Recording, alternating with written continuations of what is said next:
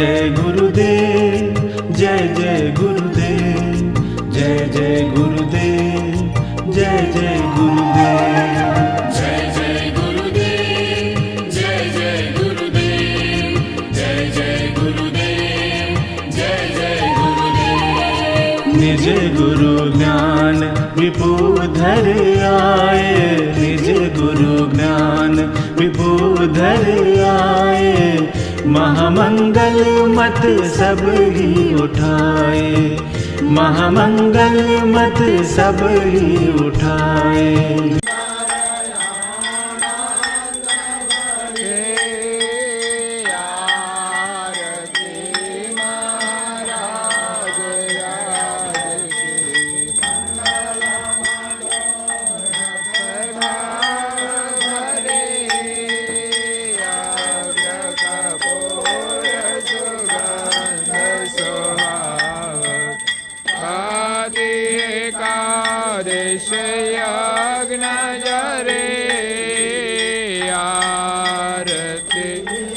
महाराज राज के मंगल मनोरथ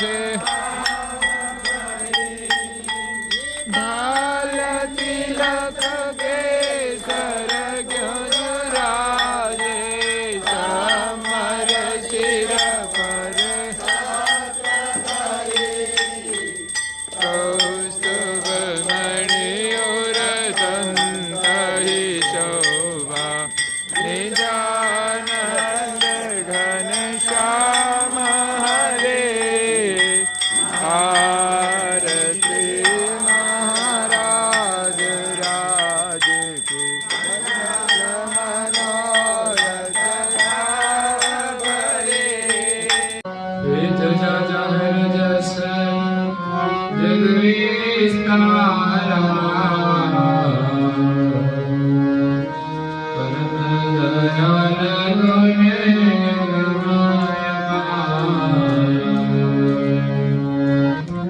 शरण कमल मंगल के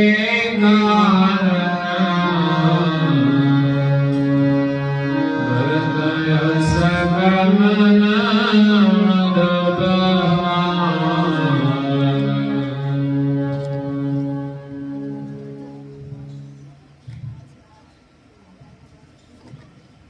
प्रेमी भक्तजनों,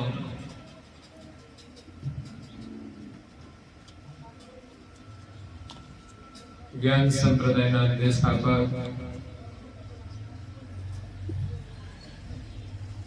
અનંત બ્રહ્માંડાધીશ વિશ્વનિયંતા સકર્તા સત કૈવલના પરમ વિશેષ અંશ અનંત અંશોના તારણહાર परम मोक्षना दाता कैवल धर्म धुरंधर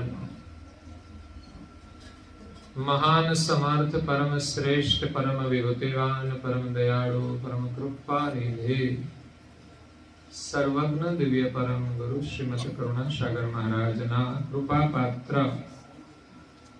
द्वितीय आचार्य पूज्यपाद श्री नारायणदासजी महाराज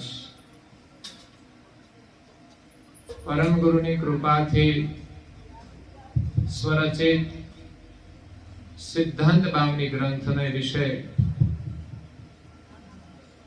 પરમ ગુરુનો મહિમા સમજાવતા કહે છે કે જજ્જા જાહેર જશ જગ વિસ્તારા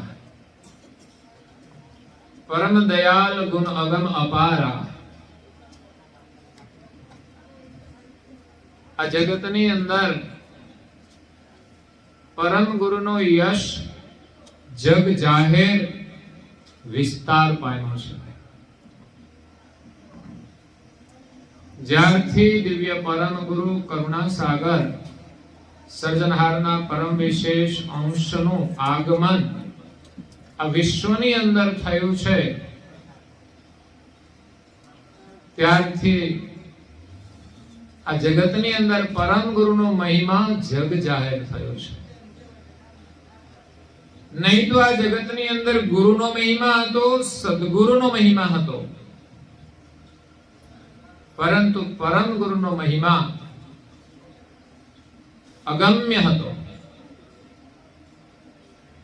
ઋષિમુનિઓ જેનું ધ્યાન કરતા હતા, દેવતાઓ પણ જેનું ધ્યાન કરતા હતા, છતાં પણ એ ગતિનો એ પાર ન પામી શક્યા.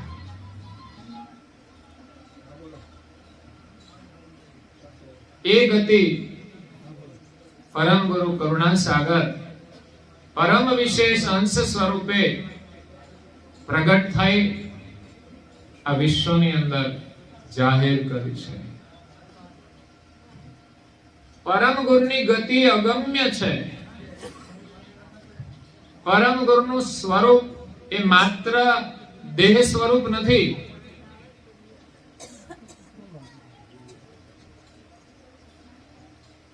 પરમ વિશેષ અંશ સ્વરૂપ એ અકળ સ્વરૂપ છે, જેમને દેવતાઓ પણ પરમ ગુરુની કૃપા વિના સમજી ના શકે. શેષ મુનિને ભાસ થયો કે આપ કોઈ દિવ્ય પુરુષ છો, એમની દિવ્ય મૂર્તિ જોઈને.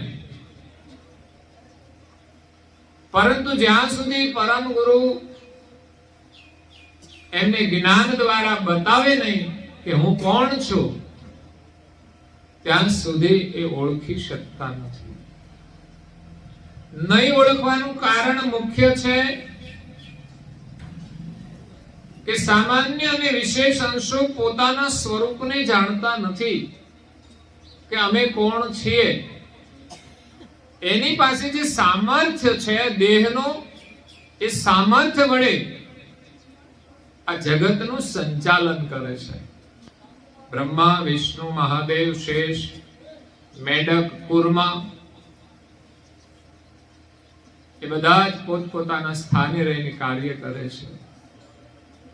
પણ એમનું જે ચૈતન્ય સ્વરૂપ છે એનાથી એ અજાણ છે.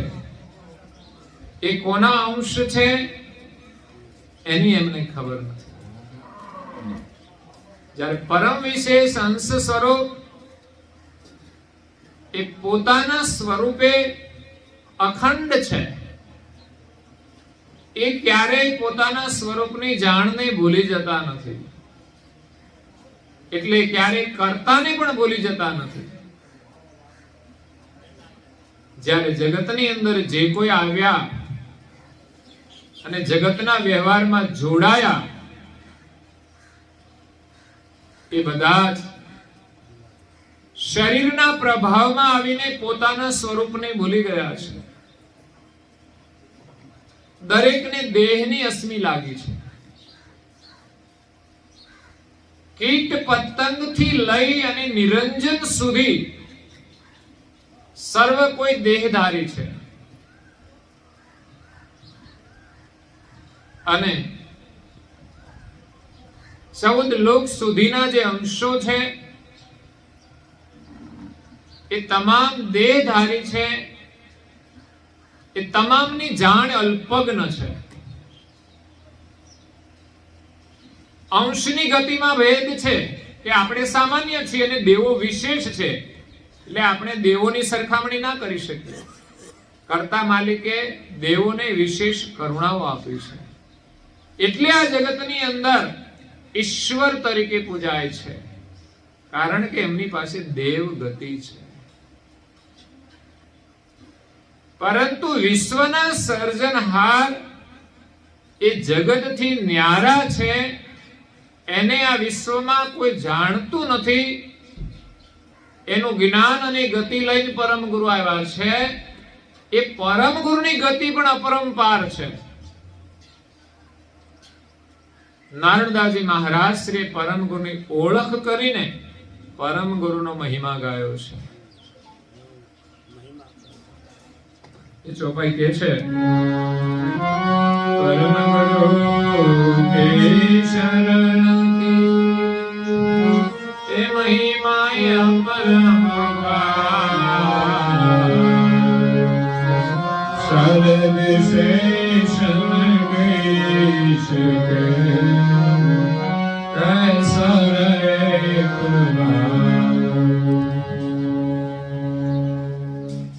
પરમ ગુરુના શરણની મહિમા અપરંપાર છે.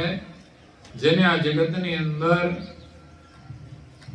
મહાન જે દેવતાઓ છે એ પણ પાર નથી પામી શક્યા. કારણ કે પરમ ગુરુનું સ્વરૂપ જે છે એ પરમ વિશેષ અંશ સ્વરૂપ છે, અને બીજું આ જગતની અંદર એમનું સ્વરૂપ ગતિ રૂપે જોડાયેલું છે, એ છે સોહંગ સ્વરૂપ. સોહંગ લક્ષની વાતો આગળ મહાન થઈ ગયેલા પુરુષોએ કરી છે, પણ એ ગતિનો અંત નથી પામી શક્યા. એ ગતિ નું દર્શન કર્યું, એનો થોડો ઘણો સ્વાદ ચાખ્યો, એટલે ત્યાં જ વિરામ પામી ગયા. પરંતુ આગળ જઈ શક્યા નહીં. કારણ કે સોહંગ બ્રહ્મ સમસ્ત બ્રહ્માંડમાં સર્વવ્યાપક છે. 14 લોકની પાર એમની ગતિ છે. આ જીવ 14 લોકની જે માયા છે એમાંથી પોતાની વૃત્તિને ઉપરામ કરે, 14 લોક સુધી ક્યાંય ના રોકાય, ત્યારે સોહંગની ગતિનો અનુભવ કરે છે. આ શરીરમાં 10 ઇન્દ્રિયો 4 અંતસ્કરણની પાર જાય, એના ઉપર 3 ગુણ છે એના પાર જાય, એના ઉપર પ્રકૃતિ છે, એના ઉપર નિરંજન જે સાંજે વાત કરી રરંકાર, એના ઉપર ઓમકાર, એના ઉપર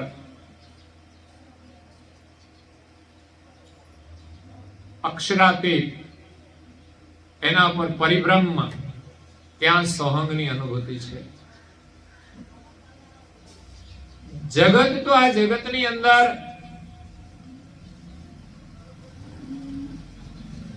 જે ગુણના દેવતાઓ છે એમાં રોકાઈ ગયું છે.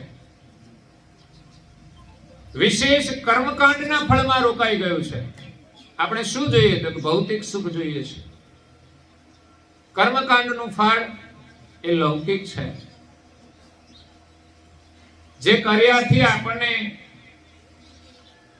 આત્મ સંતોષ થાય, એના પાછળ આપણે કંઈ કર્યું છે, પણ આત્મ કલ્યાણ નથી થતું.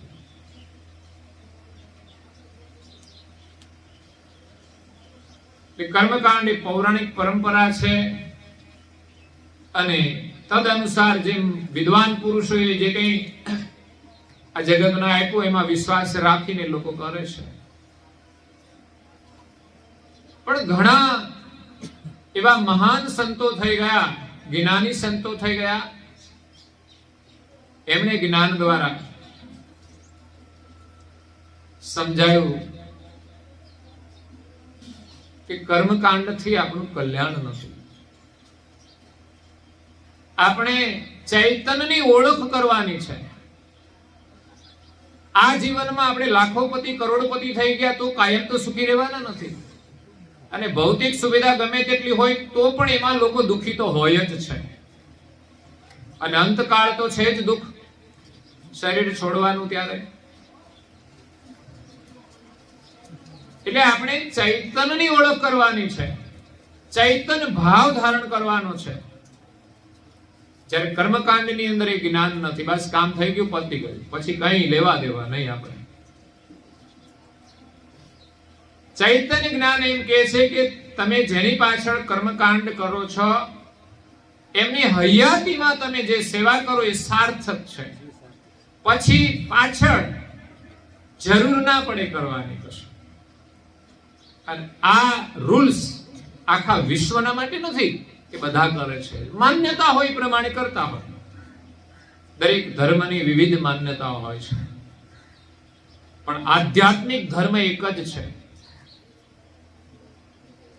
તમે તમારા કોઈ પણ સ્વજન હોય, એની સાથે તમારો પ્રેમ હોય, એમની તમે સેવા કરી હોય,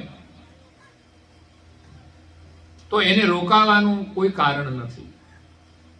માન્યતા એવી છે કે જાય એના પાછળ તમે આ ન કરો ત્યાં સુધી જીવાત્મા તમારા ઋણમાંથી ના છૂટે એટલે આગળ નથી જઈ શકતો, એવી માન્યતા છે. એટલે તમે આ કરો તો છૂટી જાય એવું.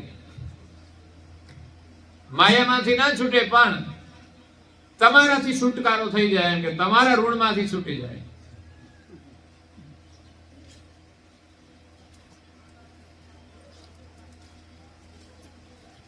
અને કઈક માન્યતાઓમાં અંધશ્રદ્ધાઓ પણ હોય છે. એની પાછળ અધ્યયન કરવામાં આવે તો પછી એમાં શ્રદ્ધા નથી રહેતી. પણ એમ કે બધા કરે છે એટલે આપણે કરવું પડે તો કરે લોકો.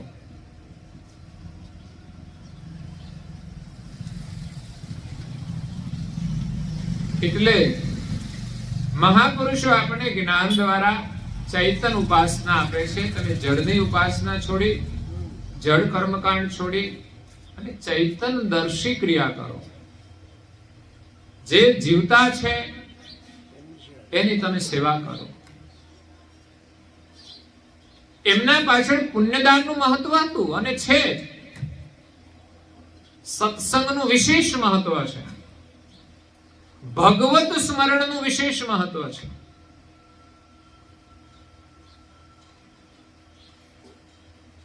એટલે કર્મકાંડથી એને એક સામાન્ય ફળ મળે. કઈ પણ ક્રિયા કરે એટલે ફળ મળે. પણ જે પ્રકારે માન્યતાઓ છે એ પ્રમાણે કદાચ પરિણામ નહીં આવતું હોય. મૃત્યુ પછી એમના અસ્થિ, જેને ફૂલ કહેવાય, ફૂલ તો જાડવે લાગતા હોય, પણ આને આ ફૂલ નામ આપ્યું છે. હવે અસ્થિ ના બોલે કે હાડકા ના બોલે. માર્યા હોય તો એમ કે અસ્થિ ભાંગી ગયા એમ કોઈ કે, બોલા ફૂલ ભાંગી ગયા એમ કોઈ કે, તો હાડકા ભાંગી નાખ્યા. પણ એક શાસ્ત્રોક્ત શબ્દ, પૌરાણિક શબ્દો છે, માન્યતાઓ છે. કારણ કે એમાં પવિત્ર ભાવ રહે અને એ પાછા આપણે પધરાવીએ, એનું વિસર્જન થાય તો શું લાભ? બધા જ લોકો કરતા હોય છે, કોઈ કોઈ વળી નહીં કરતા હોય, સમજતા હશે તો. બાકી મોટા ભાગે લોકો અહીંથી એમના અસ્થિ દૂર દૂર સુધી લઈ જાય. કોઈ હરિદ્વાર લઈ જાય, કોઈ વળી દામોકુંડમાં લઈ જાય, કોઈ વળી નર્મદામાં લઈ જાય. જીવતા હોય ને ત્યારે, બીમાર હોય ને ત્યારે હોસ્પિટલ સુધી લઈ જવા જોઈએ સમયસર. પછી અસ્થિ ના લઈ જાવ તો ચિંતા નહીં. પડી ગયા હોય ને કઈક ફ્રેક્ચર થયું હોય ને તો એને સર્વિસ કરવું જોઈએ. ગયા પછી એના હાડકા સાથે એનો કોઈ સંબંધ રહેતો નથી. પધરાવો તોય ભલે, ન પધરાવો તોય કઈ નહીં. તમે જે કઈ ખર્ચો કરો આવવા જવાનો, એનાથી કોઈ સારું ગરીબને, કોઈ દુઃખીને મદદ કરો તો એ વધારે લાભ છે. કબીર સાહેબે આ બાજુ આ વિષય ઉપર ઘણો પ્રકાશ કર્યો છે. કરુણાસાગર મહારાજે તો જે જળ ઉપાસના છે એમને પણ છોડાવી છે કે ચૈતન્યની ઉપાસના કરો.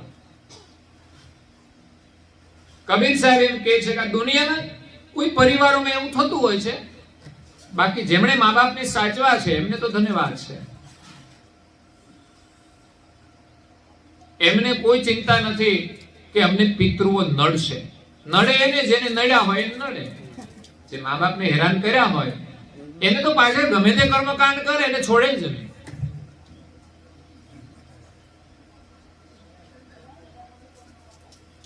કર્મનો બદલો તો આપવો જ પડે છે. ઋણાનું સંબંધે જ બધા ભેગા થાય છે. ઋણ પૂરું થાય એટલે છૂટી જાય છે. તો કબીર સાહેબ એમ કહે છે, ભજન બિના कैसे तरियो अंधेरी दुनिया, भजन बिना कैसे तरियो. જીતે બાપ કો રોટી ન દેવે, મરિયેલ કો ખવૈયો. શ્રાદ્ધ આવશે ને એટલે બધા લોકો ખવડાવશે. કાગડા ખાય છે એના નામે તો સારું છે, પણ હું એમ કહું છું એક જ દિવસ ખવડાવવાનું વર્ષમાં, 364 દિવસ ભૂખ્યા રાખવાના. હું કહું કાગડાને જ ખવડાવો, પણ રોજ ખવડાવો. હવે મંદિરે રોજ ગાંઠિયા નાખે કાગડાને, એટલે જેના પિતૃ હોય આપણે તો ખબર નહીં, પણ આપણે ચૈતન ભાવથી ખવડાવવાનું જે ભૂખ્યા હોય એમને. પછી કાબર હોય ખાય, અને બીજા પક્ષીઓ આવે એ ખાતા હોય, એ બધા ખાય. એ ચૈતન ઉપાસના છે. જીતે બાપ કો રોટી ન દેવે, મરિયેલ કો ખવૈયો.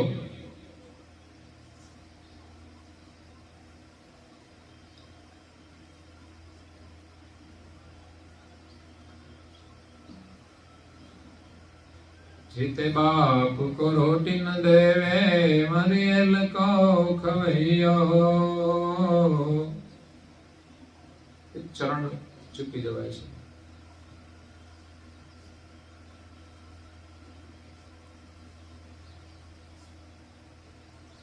અને છેલ્લે એમ કે છે હાડ ગંગ લઈ જઈયો.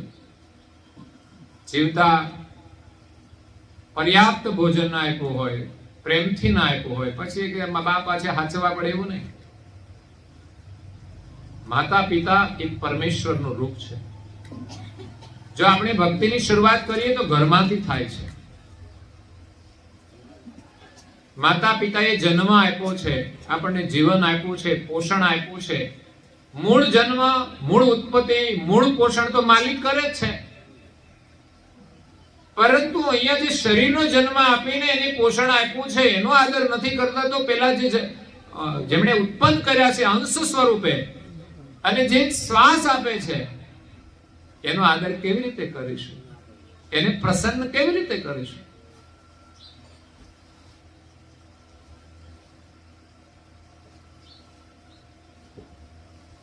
એટલે મર્યા પછી ચૈતન્ય ભાવથી સત્કર્મ કરવું જોઈએ અને જીવનું કલ્યાણ થાય એવું કાર્ય કરવું જોઈએ.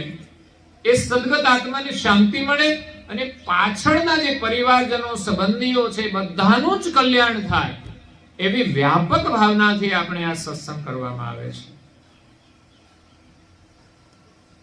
જ્ઞાન સંપ્રદાયમાં આ સ્થિતિ હતી જ કર્મકાંડની. આટલું ઊંચું જ્ઞાન હોવા છતાંય પરમ ગુરુના અનુયાયીઓ પણ કર્મકાંડ કરતા હતા. પણ વિશેષ એમાંથી છોડાવવાનું કામ ષષ્ટમ કુબેરાચાર્ય પૂજ્યપાદ શ્રી શીતળદાસજી મહારાજ શ્રીએ એક અભિયાનના રૂપમાં કર્યું. ત્યારે આજે 99% છૂટી ગયા, 1% રહ્યા હોય વસ્તુ અલગ છે. સમજણના અભાવે કાં તો પરિવારની સમસ્યાના અભાવે, દરેકની માન્યતાઓ જુદી જુદી હોય તો દરેકનો આદર કરવો પડે એ ન્યાય પણ થતા હોય છે.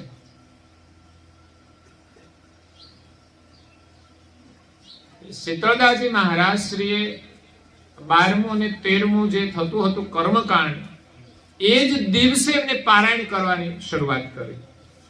આગળ પાછળ કરી લે તો પાછું 12મા 13મા દિવસે તો જે ચાલે છે તો ચાલવાનું જ છે. પણ એક દિવસે એ સમયે જ આ કરી નાખ્યું તો એને એમ થાય કે આપણે કર્યું છે 12મું અને 13મું. અને મુક્તિ સત્સંગથી થાય છે, મુક્તિ ભક્તિથી થાય છે, એના પ્રમાણ વિશ્વમાં છે. કર્મકાંડથી કલ્યાણ થયું હોય, મુક્તિ થઈ હોય એવો કોઈ દાખલો નથી.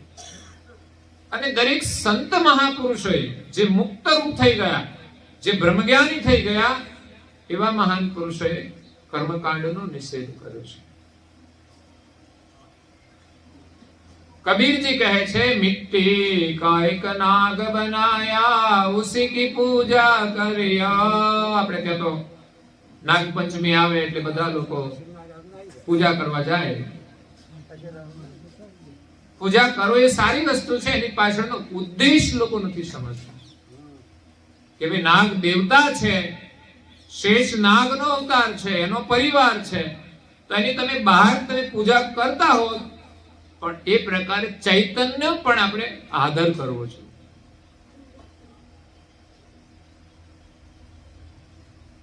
જ્યારે જળ નાગ હોય તો એની આપણે પૂજા કરીએ અને જીવ તો ઘરમાં નીકળે.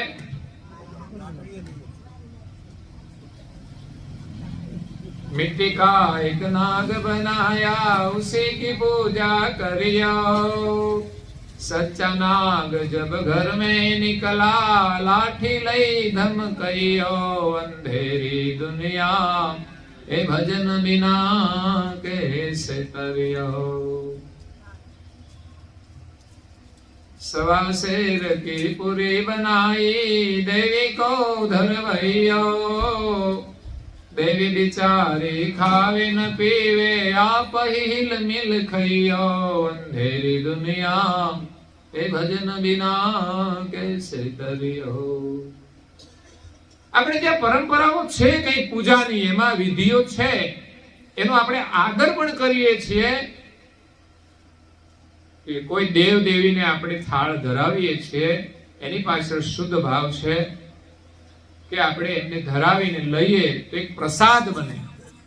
અને પ્રસાદ બને એટલે પછી પ્રસાદના રૂપમાં ખાવાનું, વેચીને ખાવાનું.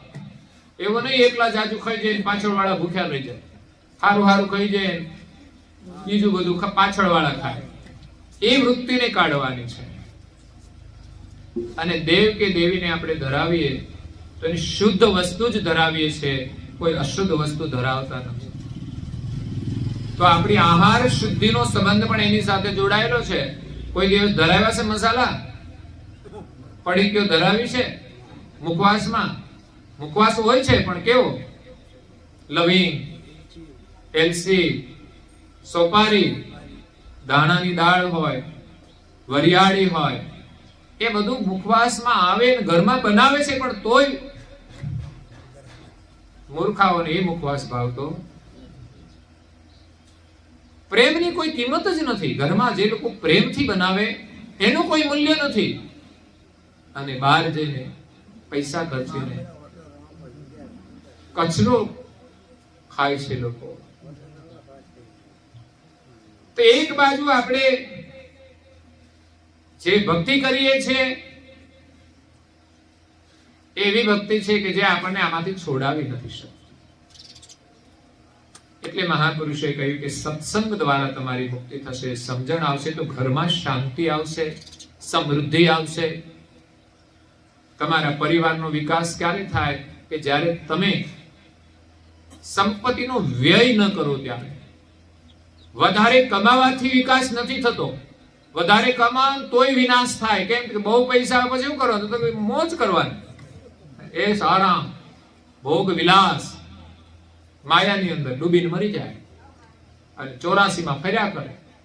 તો એ વિકાસ ના કહેવાય. વિકાસ તો આપણને સંયમથી જીવતા શીખવાડે, નીતિથી જીવતા શીખવાડે. એ આપણો સાચો વિકાસ છે. પરિવારની અંદર બધાનો આપણે આદર કરીએ, સન્માન કરીએ, બધા સાથે મળીને ભગવત ભક્તિ કરીએ, એ સાચો વિકાસ છે. એ સત્સંગથી આવશે. બાકી આપણે કરવા માટે કોઈ ક્રિયા કરીએ તો ઠીક છે, પછી એની સાથે આપણો કોઈ સંબંધ રહેતો નથી.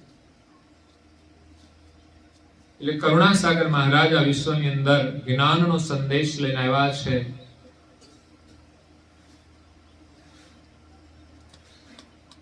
એ પરમ ગુરુની ગતિ અપરંપાર છે, એનો મહિમા જગતની અંદર અગમ્ય છે. નારદાજી મહારાજ શ્રી કહે છે કે જગતની અંદર એનો યશ જાહેર થયો જ્યારથી એમણે કૈવલ ધામમાંથી આ વિશ્વમાં સૌપ્રથમ બ્રહ્મની ઉપરના 11 ધામ છોડીને સૌપ્રથમ નિરંજનના ધામમાં આવ્યા. ત્યારથી એના મહિમાની શરૂઆત થઈ. સૌપ્રથમ નિરંજન એનો મહિમા જાણ્યો. નિરંજનની નીચે આદ્ય શક્તિના ધામમાં પણ ગયા છે. એમણે પણ પરમ ગુરુનો આદર કર્યો છે. એનો મહિમા ત્યાર પછી પરમ ગુરુ ગૌલોકમાં જાય છે. ત્યાર પછી બ્રહ્મ સદન કૈલાસ અને વૈકુંઠમાં ગયા કૈવલનો સંદેશ આપવા માટે, વિશ્વના સર્જનહાર કોણ છે એની ઓળખાણ કરાવવા માટે. દરેક દેવોએ આદર કર્યો છે. ત્યાંથી દિવ્ય પરમ ગુરુ સતલોક, તાપસલોક, જનલોક, ઋષિ મંડળ, મહરલોક, તારામંડળ, કોઈ ધામ નથી છોડ્યું. હા, પરમ ગુરુએ લખ્યું છે કે ગાંધર્વ લોક છોડ્યો, કિન્નર લોક છોડ્યો, ભૂર લોક છોડ્યો, કારણ કે ત્યાં કોઈ ઉપદેશ ગ્રહણ કરવાને લાયક નથી. ભોગ વિલાસના ધામ છે. સ્વર્ગ, મહાપુરુષો એમ કહે છે તમે અધિક પુણ્ય કરીને સ્વર્ગમાં જાઓ, ત્યાંથી પણ પાછું આવવાનું છે. પુણ્ય પૂરું થાય એટલે. આપણી મુક્તિ કેવી રીતે થાય એના માટે આપણે સાધના અને ભક્તિ કરવાની છે. એમનો સંદેશ લઈને પરમ ગુરુ આવ્યા છે કે આ વિશ્વના જે સર્જનહાર છે એમની ભક્તિ કરવાથી કાયમને માટે આ સંસારના ચક્રમાંથી મુક્તિ મળી જાય અને કર્તાના સાનિધ્યનું અખંડ સુખ ક્યાં સુધી મળે? યુગોના યુગો સુધી, આ જગત રહે ત્યાં સુધી. અને જો એનું સાનિધ્ય ન મળે તો પછી યુગોના યુગો સુધી આપણે આ 84 ના ચક્રમાં દુઃખી થયા કરવાનું છે. ક્યારેક ક્યારેક ભાગ્ય અનુસાર આ માનવનો દેહ મળશે અને ત્યારે આપણે જાગીને જો સાચી ભક્તિ કરીશું તો કદાચ પુનઃ માનવ જન્મ મળશે, ગુરુનું શરણ મળશે અને એના કૃપા પાત્ર બનીશું તો આપણું કલ્યાણ થશે. આપણા સ્વરૂપની આપણે ઓળખાણ થશે કે આપણે સર્જનહારના ચૈતન્ય અંશ છીએ અને એનું સુખ જ સત્ય છે. આપણે શરીર સુખની અંદર ફસાઈ ગયા છે. શરીરના સુખની સત્ય માન્યું છે એ જ મોટી ભ્રાંતિ છે, એ જ અજ્ઞાનતા છે. સવારે ઉઠીએ ત્યાંથી આપણું ચિંતન માત્ર શરીર સુખનું જ હોય છે. આપણો સંપૂર્ણ સમય વિશેષત ભોગ સુખ માટે છે. આપણી ચાહના પણ એ છે. હા, આપણી જરૂરિયાત માટે આપણે પરિશ્રમ કરવો જોઈએ, કુટુંબ પરિવાર હોય એના ભરણ પોષણ માટે. પણ આપણું તો લક્ષ્ય જ હોય છે કે આ સુખ મળી જાય, પેલું સુખ મળી જાય, બીજાને હોય એ મને મળી જાય. એમાં ક્યાંય પૂર્ણ વિરામ નથી અને વાસના લઈને જીવાત્મા 84 માં જાય છે.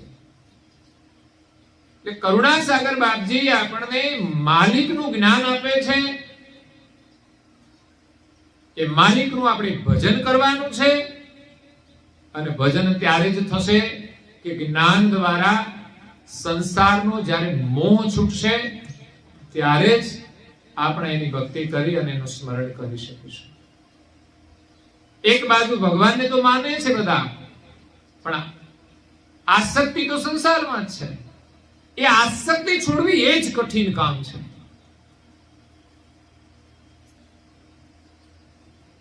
પ્રકૃતિના વિવિધ રૂપો છે, વિશાળ અને સૂક્ષ્મ રૂપો પણ છે.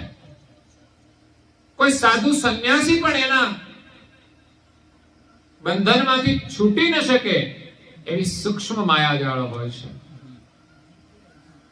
એટલે એ જ્ઞાન આપવા છતાંય લડતા હોય છે. એની પણ મહત્વાકાંક્ષા હોય છે કે મારો મહિમા વધે. સાધુ સંતો પણ મહત્વાકાંક્ષાઓની અંદર ઉલઝાઈ જતા હોય છે. આ જગતમાં પરમેશ્વરનો મહિમા ગાવાનો છે, એને પામવાનું છે.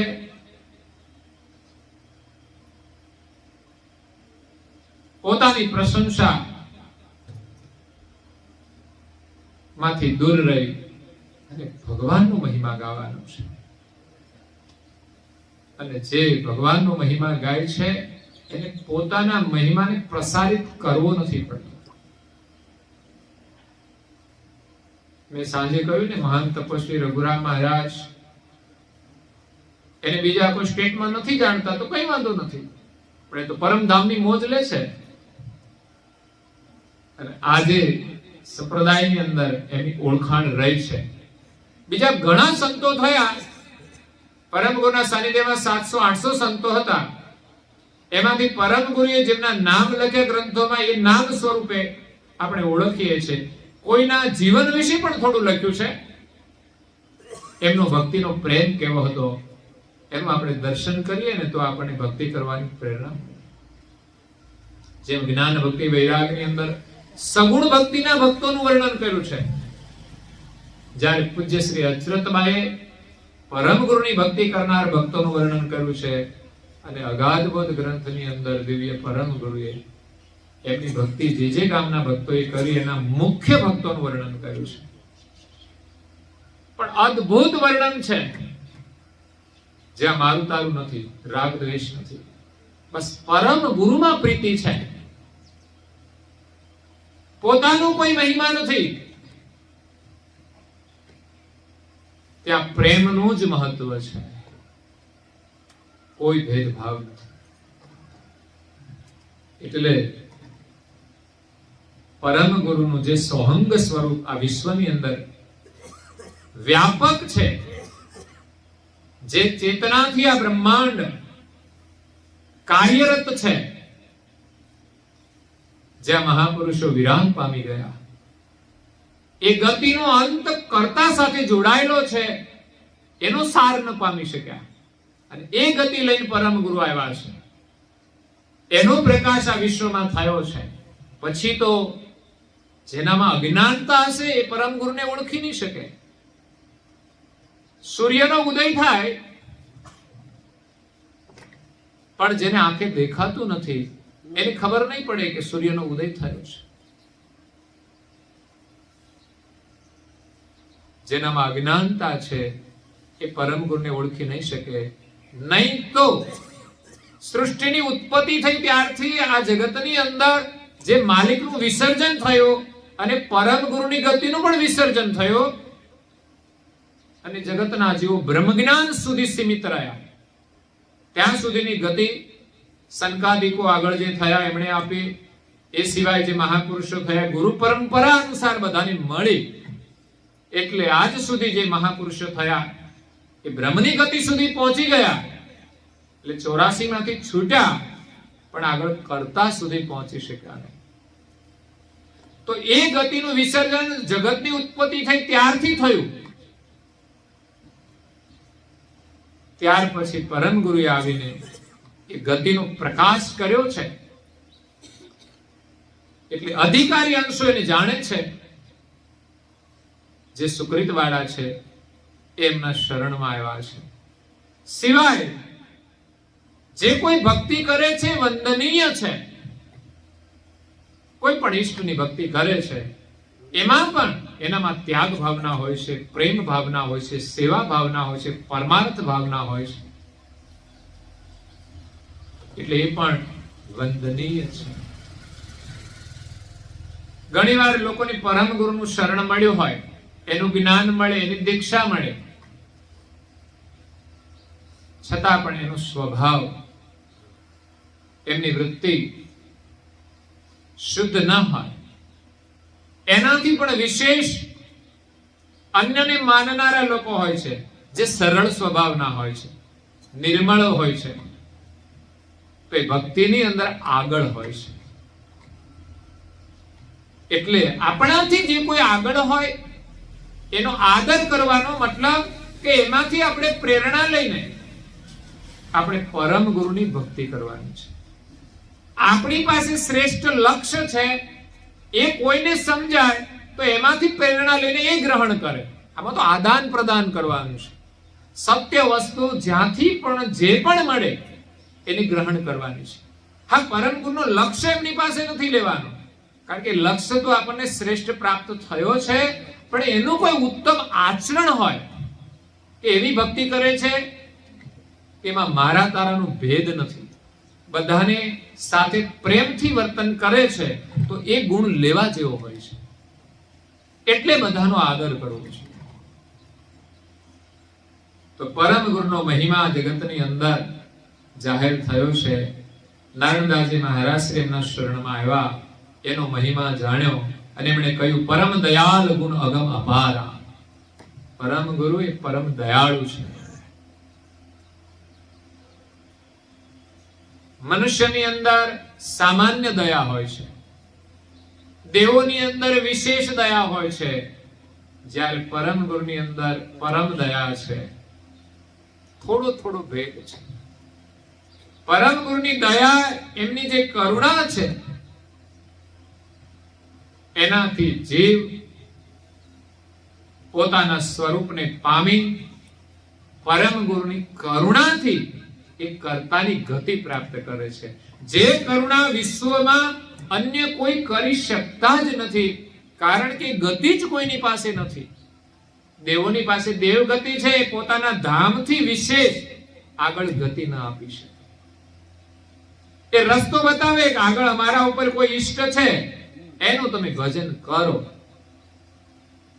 એટલે એના શરણમાં ગયા પછી એ સાધક હોય, અંશ હોય, એ પછી આગળ જાય જ છે.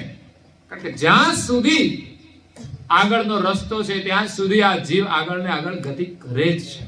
પણ જ્યાં સુધી જીવ દશામાં હોય, એ આગળનું ન સમજે ત્યાં સુધી એ એનાથી બહાર જતો નથી. એટલે એમની પાસે જેમાં આસ્થા હોય એનું એ ભજન કરે છે. છતાંય ઉત્તમ આચરણ હોય તો એનો આદર કરજો, એની સાથે પ્રેમથી વર્તન કરજો. એમના સુકૃતનો ઉદય થશે અને એમના ઉપર આપણી જે ઈચ્છા છે તે શ્રેષ્ઠ વસ્તુ ગ્રહણ કરે, પણ એ આપણા ઉત્તમ આચરણના પ્રભાવથી જ ગ્રહણ કરશે. આપણી પાસે સારી વસ્તુ છે, માનો કે કોઈ દુકાનદાર છે, એની પાસે વસ્તુ બધી કિંમતી છે, સારી છે, પણ જો આચરણ સારું ના હોય તો લોકો એની વસ્તુ ગ્રહણ નહીં કરે. એટલે ઉત્તમ વસ્તુને વહેંચવા માટે આપણે ઉત્તમ આદર્શ અપનાવવો પડશે. મુખ્ય તો જે શ્રેષ્ઠ વસ્તુ છે એમના પ્રત્યે આપણે ઉત્તમ ભાવ રાખીને એ વસ્તુને અનુભૂતિ કરી લેવાની છે. અને જ્યારે તમને અનુભવ થશે ને ત્યારે બીજા એના પ્રભાવથી જ એ ગ્રહણ કરશે. આ દુનિયામાં જેણે જેણે ભક્તિ કરીને મહાન થયા ને એની સુવાસ ફેલાય, અને એની સુવાસને ગ્રહણ કરવા માટે લોકો એના શરણમાં આવ્યા છે. અહીંયા પૂજ્ય શ્રી નારણદાસજી મહારાજ એમ કહે છે, ચરણ કમલ મુકરંદ કે કારણ, પરમ ગુરુના ચરણ કમલની જ્ઞાનની સુવાસને કારણે, અને માત્ર એકલું જ જ્ઞાન નથી આપ્યું, એ જ્ઞાનની અંદર વૈરાગ અને ભક્તિ પણ છે. જ્ઞાન ભક્તિ વૈરાગ ત્રિવેણીના સંગમ વાળું જ્ઞાન છે. જ્ઞાન એટલે હું કોણ અને મારા કરતા કોણ એની આપણને સત્ય ઓળખાણ કરાવે છે. મુખ્ય મુદ્દો એ છે, પોતાના સ્વરૂપની ઓળખ વિના આપણે કંઈ પણ સિદ્ધિ મેળવીએ એ આ પ્રકૃતિના જગતની છે, અવધિવાળી છે. એટલે પહેલો લક્ષ્ય આપણે આપણી ઓળખ કરાવે. એમાં પણ ભિન્ન ભિન્ન મતો છે, માન્યતાઓ છે, એ ત્યાં સુધી જાય છે. પણ પરમ ગુરુની ઓળખ, પરમ ગુરુનું જ્ઞાન એ આપણને એ ઓળખ કરાવે છે કે આપણે સૌ એક સર્જનહારના અંશ છીએ. જ્યારે અન્ય લક્ષ્યની અંદર અહમ બ્રહ્માસ્મિમાં આપણે બધા જ બ્રહ્મરૂપ છીએ, એમાં સૂક્ષ્મ અજ્ઞાનતા છે. એ કોઈ અનુભવી ગુરુ મળે ત્યારે જ અજ્ઞાન દૂર થાય છે, નહીં તો બધાનો અંત ત્યાં સુધી હોય છે, બધાની સમજ ત્યાં સુધી સીમિત હોય છે. તો એ બ્રહ્મની ગતિ મેળવે તો ત્યાં રોકાઈ જાય, પછી આગળ જે માલિક છે ત્યાં સુધી ના જઈ શકે. કારણ કે એની પાસે લક્ષ્ય જ નથી કે હું માલિકનો અંશ છું. બ્રહ્મમાં હું ક્યારે ભળી શકતો જ નથી, કારણ કે હું બ્રહ્મનો અંશ જ નથી. હું બ્રહ્મ નથી. બ્રહ્મ એક બ્રહ્મ જ છે, સિવાય બધા જ માલિકના અંશો છે. પણ આ ભ્રાંતિ તો પરમ ગુરુના લક્ષ્ય દ્વારા જ દૂર થાય. અને લક્ષ્ય ત્યારે જ સમજાય જ્યારે અન્ય ભ્રાંતિ દૂર થાય. એટલે જે કોઈ માન્યતાઓની અંદર બંધાઈ જાય એ ક્યારેય ના છૂટી શકે. જે માનીએ શ્રદ્ધાથી માનીએ, પણ આ જગતમાં અન્ય છે એ શું છે એને આપણે ગ્રંથિમાંથી મુક્ત થઈ અને સમજવું પડે. હા, એનાથી નીચેનું સ્ટેજ હોય તો તમે છોડી દો, એનાથી ઉપરનું સ્ટેજ હોય તો તમે ગ્રહણ કરો. જે પરમ ગુરુ પુષ્કર દીપમાં ગયા, યોગીની પાસે બ્રહ્મ સુધીનું જ્ઞાન હતું, નિરંજન સુધીનું જ્ઞાન હતું, પણ પરમ ગુરુએ જ્યારે એનાથી ઉપરની ગતિ સમજાવી ત્યારે યોગીએ એમનો લક્ષ્ય ગ્રહણ કર્યો છે. એવી સહજતા હોવી જોઈએ. આપણે કોઈ પણ આરાધના કરીએ શ્રદ્ધાથી કરીએ, પણ ગ્રંથિથી બંધાઈ ન જઈએ. પરમ ગુરુના લક્ષ્યથી કોઈ વિશેષ જ્ઞાન આપે તો એ પણ ગ્રહણ કરવું જોઈએ, પણ સંભવ નથી લાગતું. એટલે આપણે આપણી માન્યતામાં બિલકુલ જડતા નહીં, અને જે સત્ય છે એને પામવાનું છે. તો આપણે કોણ છીએ અને આપણા કરતા કોણ છે એ જ ભક્તિનું લક્ષ્ય છે. પરમેશ્વરને આપણે પામવા છે ભક્તિ દ્વારા, તો એ કોણ છે એની ઓળખાણ તો કરવી પડશે ને. અને એને પામવા છે તો પહેલા આપણી પણ ઓળખ કરવી પડશે કે આપણે કોણ છે. આપણે પોતાની જ ખબર ના હોય ને ભગવાનને શોધવા નીકળી જઈએ, ક્યારેય ભગવાન મળશે જ નહીં. કેમ કે તમે ખુદને નથી જાણતા તો માલિકને કેવી રીતે જાણવાના? તમારું ચૈતન્ય સ્વરૂપ આ શરીરમાં વિદ્યમાન છે, અને એવું જ ચૈતન્ય સ્વરૂપ દરેક ઘાટમાં વિદ્યમાન છે. તો કોઈ બીજાના શરીરમાં રહેલું તો ના જ ઓળખાય, પણ આપણે આપણી અંદર રહેલું આપણું સ્વરૂપ ક્યાં છે, કેવું છે, કેવી રીતે ચાલે છે, એ તો આસાન છે. એ ન પામી શકીએ આ મોહ માયાને લઈને, અંધશ્રદ્ધાઓને લઈને, સીમિત માન્યતાઓને લઈને, તો પછી માલિક તો આપણાથી ઘણા દૂર છે. એ તો એના સ્થાને અચલ છે. આ નજીક આપણને મળી શકે, એની ગતિ આપણા સુધી પહોંચેલી છે. જો એ ગતિની સાથે એકતા થઈ જાય સોહંગ બ્રહ્મ સાથે, અને પરમ ગુરુનો લક્ષ્ય હોય તો માલિક દૂર નથી, તો એની સાથે અનુસંધાન થઈ જાય છે. પણ એનું સાનિધ્ય એ તો આ શરીર છોડીને જીવ જાય ત્યારે એના ધામમાં પહોંચે છે.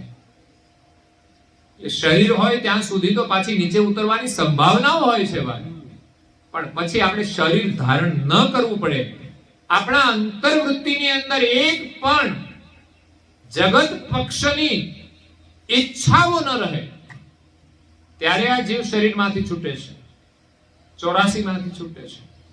અને પછી સમર્થ ગુરુનું શરણ સ્વીકારી, એમની શરણાગતિ સ્વીકારી અને અનન્ય ભાવે એને સમર્પિત થઈ જાય, એ કરુણાને પાત્ર બને અને પરમ ગુરુ એને કરુણા કરે, ગતિ આપે, ત્યારે જ આ જીવ કર્તા સાથે એકતા કરે છે, જેનો અંશ ત્યાંથી મેળાપ કરાય. અંશી પદ કૈવલ એક સમેવા, આ એ તેનું લક્ષ્ય પરમ ગુરુ દેવા. એટલે પરમ ગુરુની જે કરુણા છે ને એ સૌથી વિશેષ છે. એનું આ વિશ્વમાં જે આગમન છે ને એની કરુણા છે, કરુણાના સાગર છે. તો એમના ચરણ કમળની સુવાસ નારદાજી મહારાજ શ્રી કહે છે, મને પ્રાપ્ત થઈ અને મારું જે મન છે એમના શરણમાં આસક્ત બની ગયું. સંસારની અંદર આપણા બધાનું મન સંસારમાં વધારે આસક્ત છે. પછી પરિવારનો મોહ હોય, આપણા શરીરનો મોહ હોય, ક્યાંક સંપત્તિનો મોહ હોય, ક્યાંક વસ્તુનો મોહ હોય, ધન સંપત્તિ, શરીર સંપત્તિ, વસ્તુ સંપત્તિ, વ્યક્તિ સંપત્તિ. ક્યારેક માણસને માણસ સાથેનો મોહ વધારે હોય કે બધા લોકો મને વધારે ઓળખે, સમો વધારવા પ્રયાસ કરતા હોય છે. રઘુરામ મહારાજ તો એટલા તપસ્વી હતા કે એના તપોબળથી આખી દુનિયાના ચરણમાં ઝૂકી જાય, પણ એને વ્યક્તિ સમો વધે એવી કોઈ મહત્વાકાંક્ષા નહોતી. નહીં તો ઓલા જે યોગી મળ્યા હતા અવધૂત, એની જેમ ચમત્કારો અને બધું બતાવવા માંડે ને તો પબ્લિક ભેગી થઈ જાય, પણ એને પબ્લિક ભેગી નથી કરવી. એને તો જે અધિકારીની જિજ્ઞાસુ હોય, જેમની ભક્તિ કરવી છે, એવા લોકોને એમને શરણમાં લઈ પરમ ગુરુના શરણમાં મોકલે છે. તો પરમ ગુરુના લક્ષ્યની જ્ઞાનની શ્વાસ જ્યાં ફેલાય છે, અને એની શ્વાસથી નારદાજી મહારાજ કહે છે કે મારું મન પરમ ગુરુના શરણમાં સ્થિર થઈ ગયું. પરમ ગુરુના ચરણમાં સ્થિર થઈ જાય પછી સંસારની આસક્તિ રહેશે નહીં, અને સંસારની આસક્તિ હશે ત્યાં સુધી એના ચરણમાં સ્થિર નહીં થાય. એટલે શરણમાં આવી તો ગયા છીએ, પણ આપણું મન પણ એના ચરણમાં સ્થિર કરવાનું છે, આસક્ત બનાવવાનું છે. મધુપ હમારા કેવી રીતે આસક્ત થયું છે? તો કે જેમ ભમર કમળની સુવાસમાં આસક્ત બની જાય છે. ઘણા બધા પતંગિયા હોય છે, તમે જો આમ ફરતા હોય, એ ક્યાંય ન બેસે ફૂલ સિવાય. ફૂલની જ્યાં સુવાસ દેખાય ત્યાં એ બેસીને એનો ગંધ લે છે અને ગંધ લેવામાં આસક્ત બની જાય છે મધમાંથી.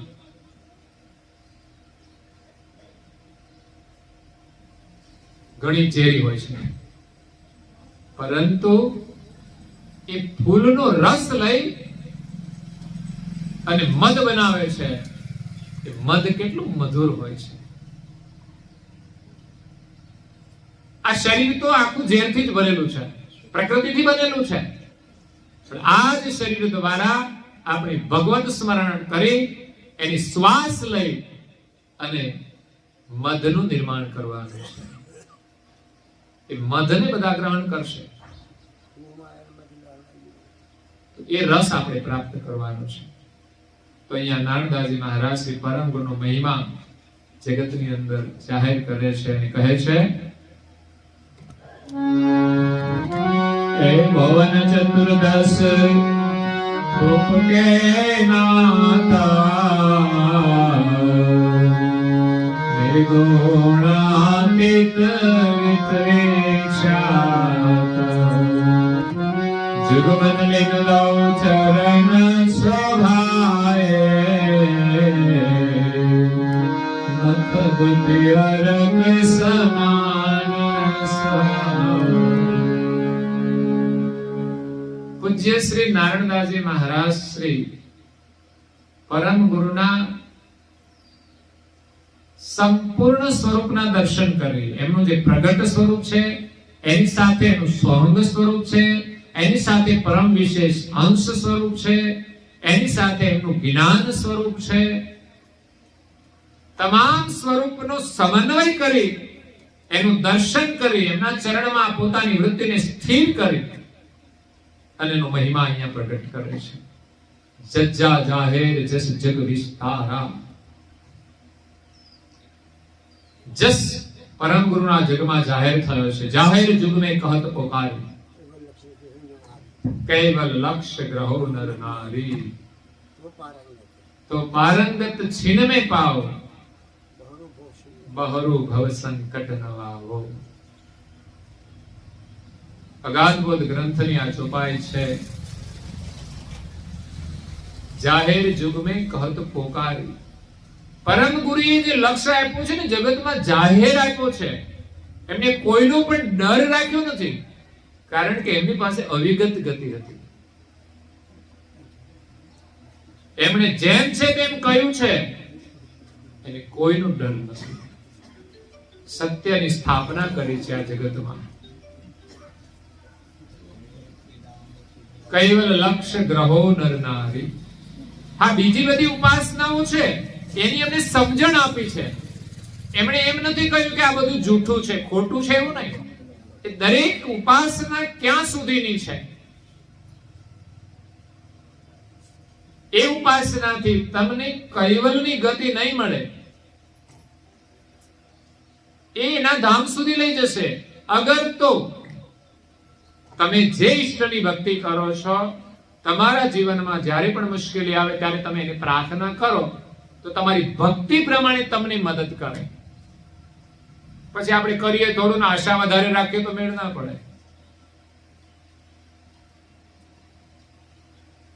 તો બેંકમાં આપણે જેટલું જમા કરાવીએ ને એટલું પાછા આપણે મળે છે.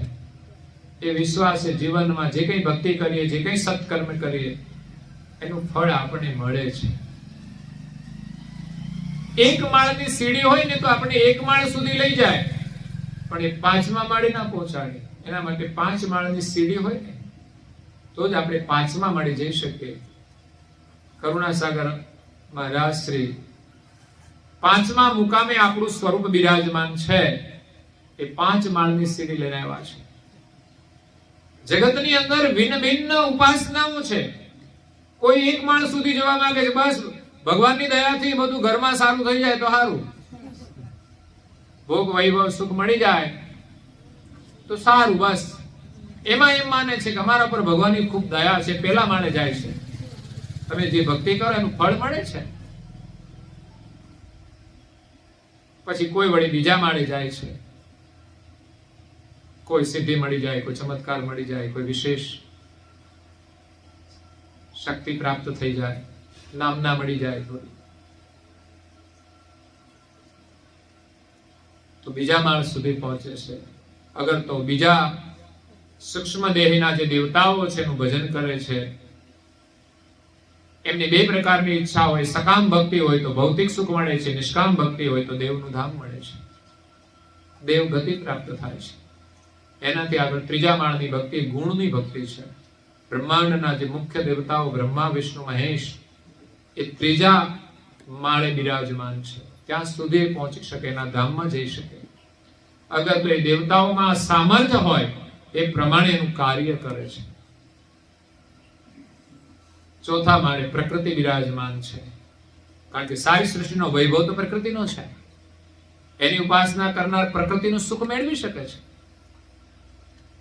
દેવી શક્તિ મેળવી શકે છે અને દેવીના ધામમાં પણ જઈ શકે છે. પણ એ માયાનું સુખ છે. પ્રકૃતિ કોઈ પણ અંશને પોતાથી અલગ કરવા માંગતી નથી. એટલે તો સ્વાભાવિક છે, કોઈ માં એના છોકરાથી અલગ થવા માંગે તો આપણે બધા માલિકના અંશ છીએ, પણ પ્રકૃતિ એના ક્ષેત્રની અંદર આપણે બધાને રાખે છે. એટલે કોઈ પહેલા માળે જાય, બીજા માળે જાય, ત્રીજા માળે, ચોથા માળે જાય તો અટકી જાય. એ તો કોઈ વિરલા હોય, સમર્થ ગુરુ મળે અને એનો ત્યાગ કરે, વૈરાગ રાખીને તીવ્ર ત્યાગ કરે, ત્યારે જ પ્રકૃતિનું સુખ છૂટે. નહીં તો ત્યાં પણ અસ્મીઓ પડેલી હોય છે. ઘર-બાર છોડી શકે, ભોગ વૈભવ પણ છોડી શકે, પણ પ્રકૃતિનું જે સૂક્ષ્મ સુખ છે આ જીવાત્મા એને નથી છોડી શકતો. કેમ? તો કે જે સાધક જે આરાધના કરતો હોય, સાધના કરતો હોય, એનું પણ એક અહમ હોય છે, તે આવીને ઊભું રહેતું હોય છે. જ્યાં સુધી પોતાના સ્વરૂપનો લક્ષ્ય ન મળે ને સ્વરૂપની પ્રાપ્તિ ન થાય ત્યાં સુધી જીવને આ દેહની અસ્મિ લાગે છે, એને કંઈ પણ આવરણ લાગે છે. સૂક્ષ્મ મહત્વાકાંક્ષાઓ રહી જાય છે. જ્યારે પાંચમાં પરમ કારણ દેહમાં અંશનું સ્વરૂપ બિરાજેલું છે, પરમ ગુરુના લક્ષ્ય દ્વારા એ પાંચમા દેહમાં જઈએ ત્યારે આપણને સ્વરૂપની અનુભૂતિ થાય છે. અને એનાથી પાર છઠ્ઠી અને સાતમી ભૂમિકામાં જઈએ ત્યારે આપણે પરમ ગુરુની ગતિ દ્વારા કર્તાની પ્રાપ્તિ કરી શકીએ છીએ. એટલે ભુવન ચતુર્દશ ભૂપ કે નાથા,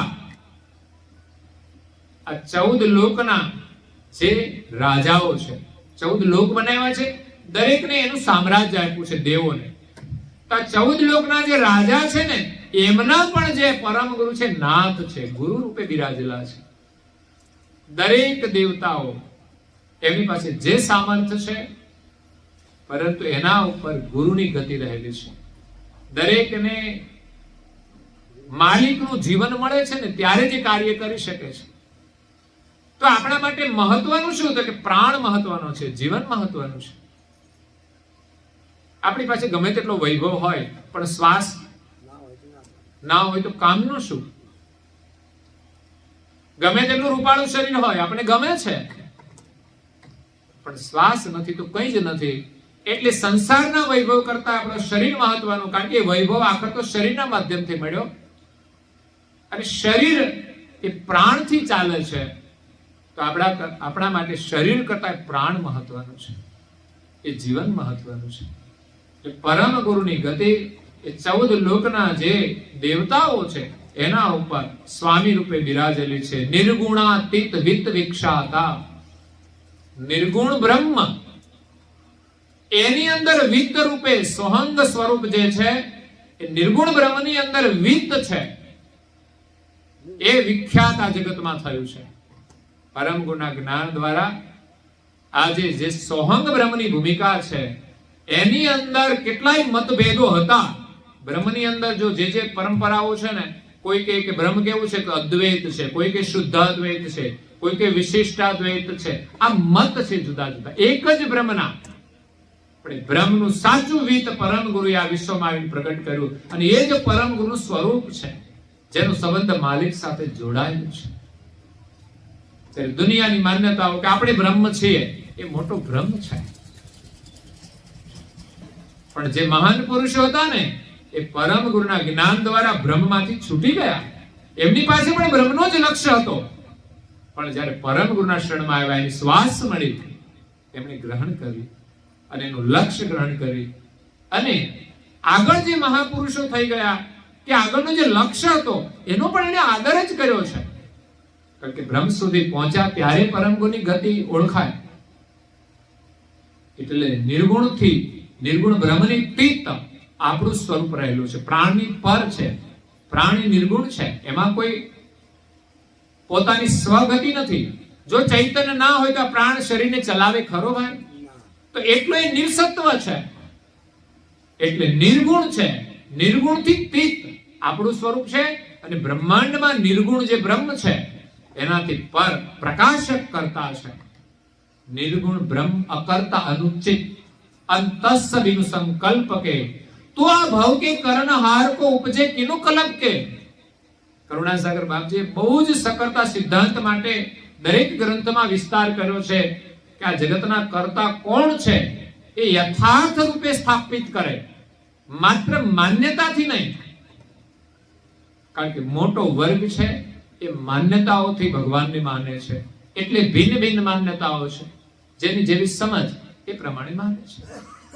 પણ વાસ્તવિક સર્જનહાર એક છે, એનું યથાર્થ રૂપે સ્થાપન કરુણાસાગર બાપજી કરે છે. નિર્ગુણ બ્રહ્મ અકર્તા છે, એ જગતનું સર્જન કરી શકતો નથી. સર્જન કરવાની સંકલ્પ શક્તિ એમાં નથી.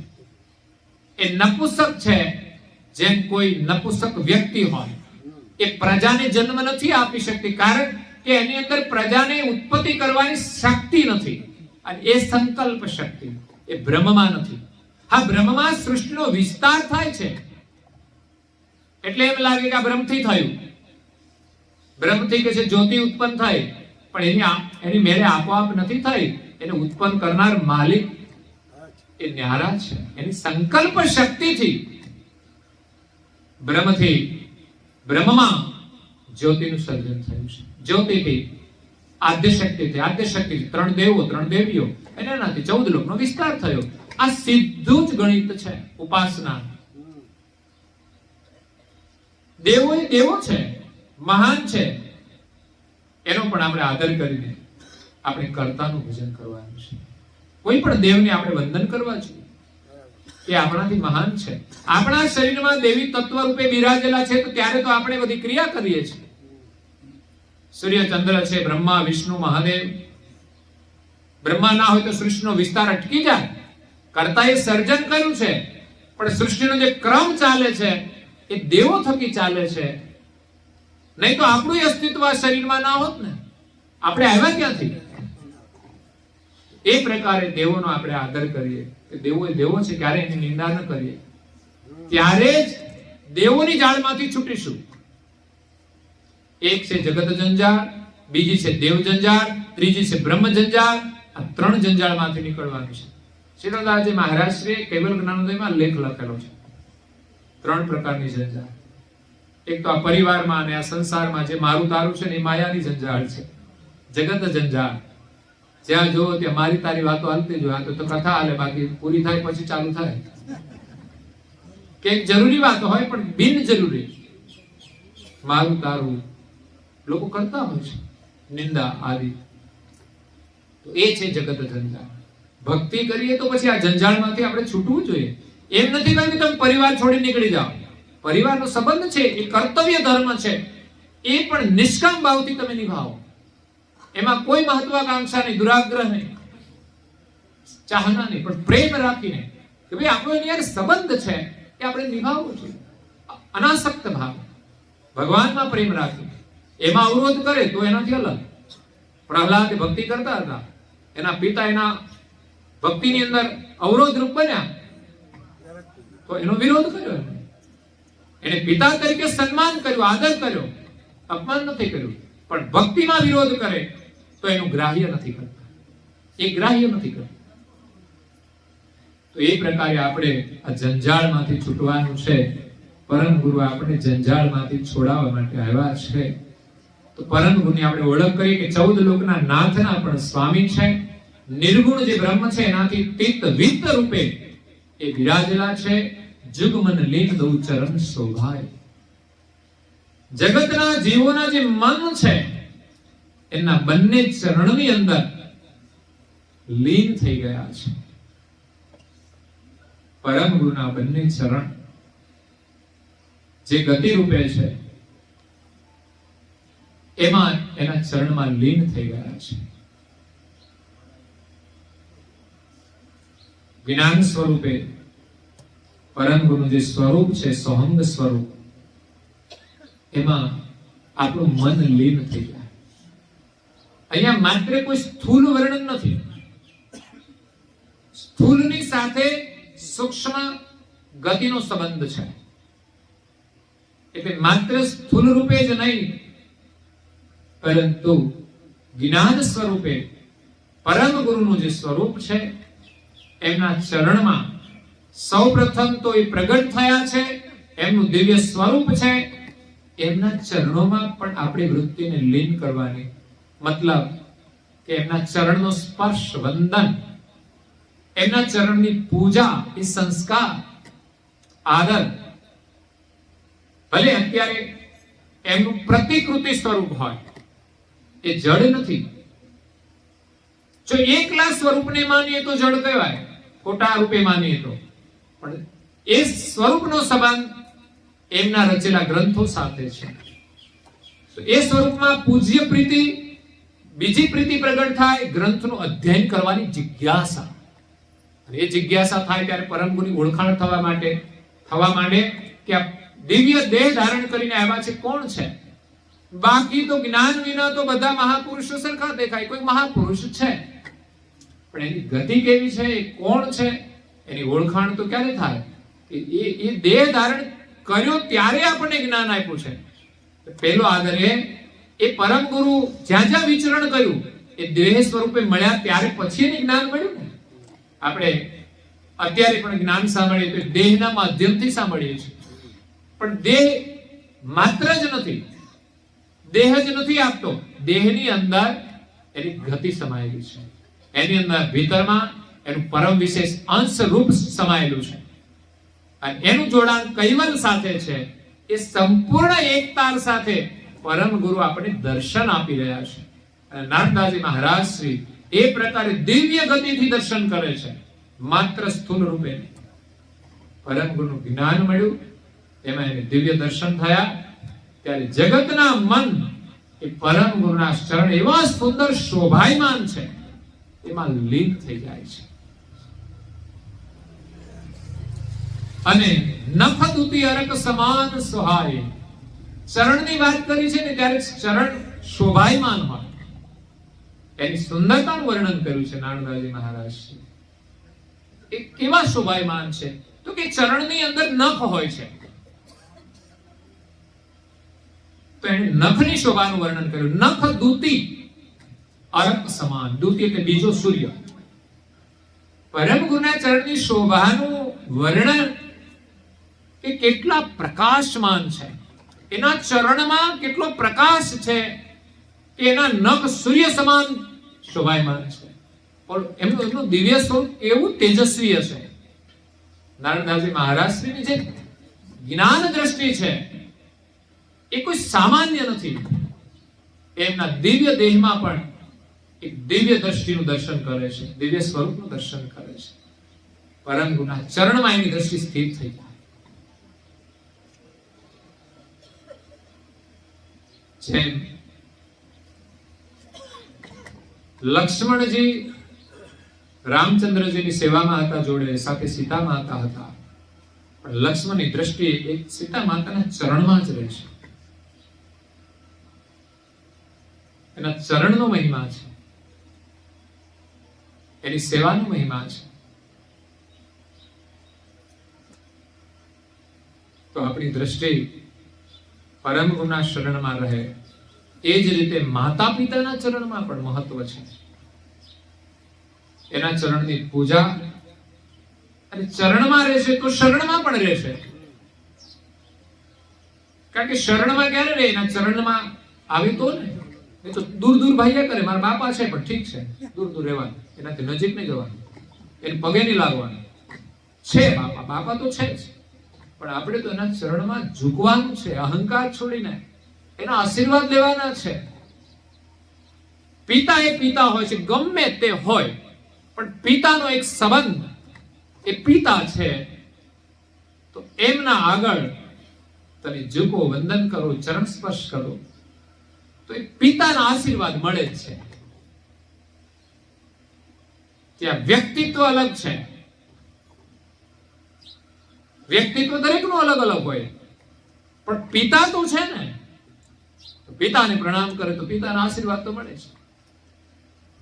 તો ભૌતિક જગતમાં વ્યક્તિ સુખી થાય છે કારણ કે મા બાપના આશીર્વાદ પરિવાર માટે માઇક સુખના હોય છે, વિશેષ મારો દીકરો સુખી થઈ જાય, એ મહત્વાકાંક્ષા હોય છે.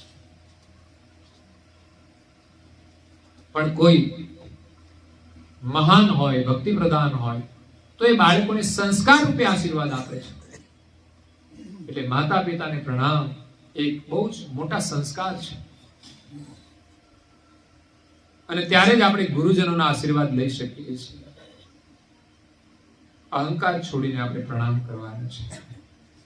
નારણદાસજી મહારાજનું મન એના ચરણની શ્વાસથી અને દર્શનથી લીન થઈ ગયું. એક તો શ્વાસથી શરણમાં આવ્યા, એમાં એનું મન લીન થઈ ગયું, અને બીજું એમના દર્શનથી એમના જે ચરણ છે એની શોભા, એમાં કેટલો પ્રકાશ છે.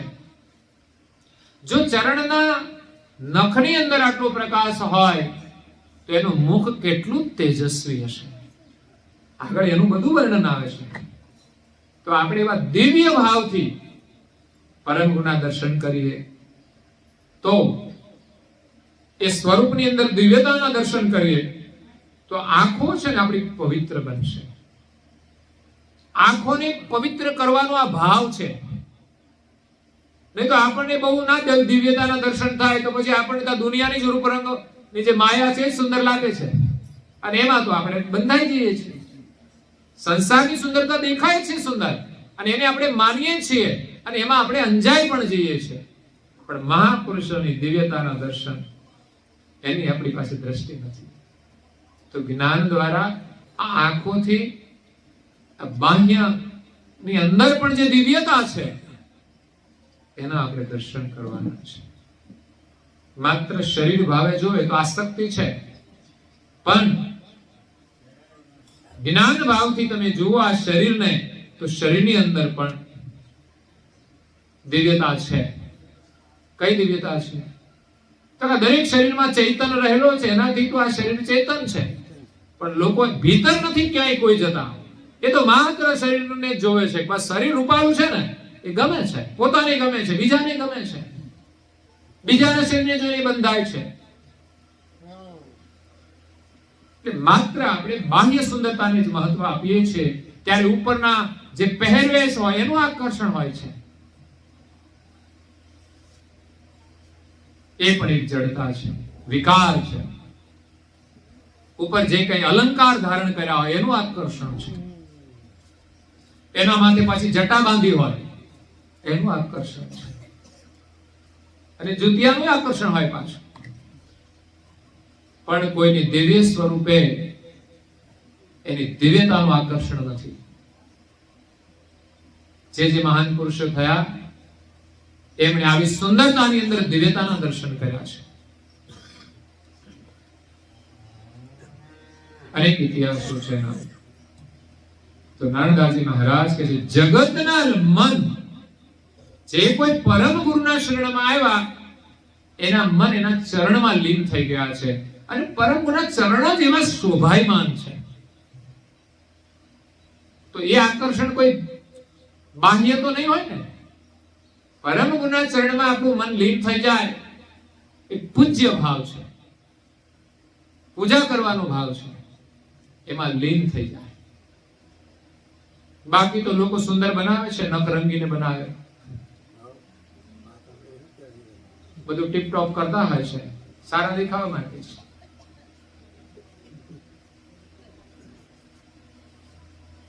પણ પણ એ સુંદરતા ક્યાં સુધી રહેવાની? એ સુંદરતાનો પ્રભાવ શું? કઈ જ નહીં. એ બીજાને વિકારી બનાવે, એનાથી તો તમને ખતરો ઉભો થશે. અને એ જ કોઈ સાચો પ્રેમ નથી. બીજાને માત્ર રજોગુણી સુંદરતાથી આકર્ષિત કરવા, એ જ માત્ર પ્રેમ નથી. તમે સેવા કરીને પ્રેમ સંપાદન કરો. કોઈના દુઃખને દૂર કરીને પ્રેમ સંપાદન કરો. તમારા સ્વભાવને સુંદર બનાવી તમે બીજાને તમારા નજીક લાવી શકો છો, બીજાને પણ સુંદર બનાવી શકો છો. આ તો તમારા કર્મ અનુસાર દરેકને શરીર મળે છે, એની સુંદરતા માટે પણ એને કોઈ કર્મ કર્યા છે. પણ એ જ સુંદરતાની અંદર પાછા આપણે અંજાઈ ના જઈએ અને સારા કર્મો છોડી ના દઈએ. આપણે એ સુંદર સ્વરૂપને એ રીતે જોઈએ કે આ સારા કર્મ કરવાથી સુંદર શરીર મળ્યું છે, તો આ સુંદર શરીરથી હજુ પણ સારા કર્મ કરી લઈએ, તો એનાથી પણ કંઈક આપણને સુંદરતા પ્રાપ્ત થાય. કારણ કે સુંદર શરીરની અંદર પણ સુંદરતાની આવશ્યકતા હોય છે, પણ મેકઅપની નહીં. સુંદર શરીર છે પણ સુંદર વાણી ના હોય તો, સુંદર દ્રષ્ટિ ના હોય તો, સુંદર આચરણ ના હોય તો, સુંદર શરીર દ્વારા આપણે સુંદર વ્યવહાર કરીને બીજી ઘણી સુંદરતાઓ પ્રાપ્ત કરવાની છે. તમે જુઓ તો આજે પણ મહાપુરુષોના જીવન કેટલા સુંદર લાગે છે. એના જીવન કેટલા સુંદર, એનું શરીર એ કેટલું સુંદર હશે, અને કેવી સાધના કરીને આ સુંદરતા પ્રાપ્ત કરી, તો એ દર્શનીય છે.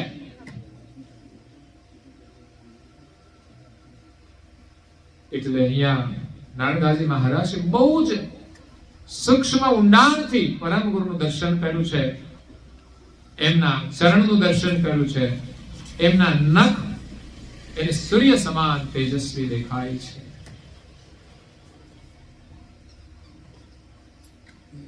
લખ્યું છે એ મોહતમ નિકટમ આવે કબરે દત્ત ધ્યાન જે નિરંતર એ જન કો અધિક મન મોગ બઢાવા પરમ ગુરુ પતિ ધન્ય તો હે પરમ ગુરુપતિ, તમે આવ્યા છે, તમને ધન્યવાદ છે. કારણ કે તમે અલૌકિક ખજાનો લઈને આવ્યા છો. પરમ ગુરુ આ વિશ્વમાં આવ્યા છે, એ વિશ્વના તમામ અંશોનું સૌભાગ્ય છે.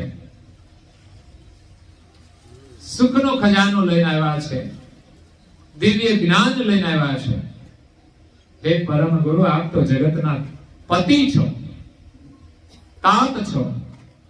ધન્ય છે તમને, તમે પ્રગટ થયા, દિવ્ય ગતિનો પ્રકાશ કર્યો. જન કો અધિક મન મોદ બઢાવા, જગતના જીવોને એમના મનને અધિક આનંદ આપવા માટે. સંસારના સુખમાં તો મન ઘડી ખુશ હોય ને ઘડી પાછું દુઃખી હોય છે. સંસારમાં ક્યારે આપણું મન પ્રસન્ન સદાય નહીં રહે, પણ જો એ જ મન પરમ ગુરુના શરણમાં જશે તો એ સદાય ખુશ રહેશે. આપણા પરિવારને આપણે સદાય ખુશ રાખવા ઈચ્છીએ છીએ, અને રાખવો હોય તો એને પરમ ગુરુના શરણમાં જોડો. અને એના માટે એક ઉપચાર છે,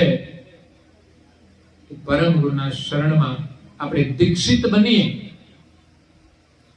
અને પછી એમની જે આજ્ઞાઓ છે બહુ જ સરળ છે. એ વ્યક્તિગત રીતે સમજણ અને ક્ષમતા અનુસાર એનું પાલન કરીએ.